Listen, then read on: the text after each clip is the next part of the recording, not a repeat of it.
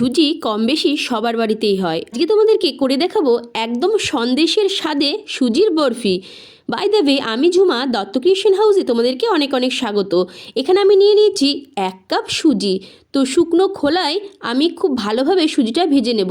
খেয়াল রাখতে হবে সুজিটা যেন একদম লাল না হয়ে যায়। আর এখানে নিয়েছি 500 গরুর দুধ। দুধটা ফুটে গেলেই দিয়ে দেবো একটা এলাচ থেতো করা। তারপর ভাজা সুজিটা দিয়ে খুব ভালোভাবে নেড়ে নিতে হবে। সুজিটা ভালোভাবে না নাড়লে দলা পেকে যাওয়ার ভয় থাকে। তো সুজিটা ঘন হয়ে এলে দিয়ে দেবো এর মধ্যে পরিমাণ মতো চিনি। চিনিটাও সুজির সাথে খুব ভালোভাবে মিশিয়ে নেব। সুজিটা কিন্তু রেডি হয়ে গেছে। এরপর এর মধ্যে দিয়ে দেবো 1 চামচ ঘি। তো গ্যাসটা অফ করে ঘিটা খুব ভালোভাবে মিশিয়ে নিয়েছি।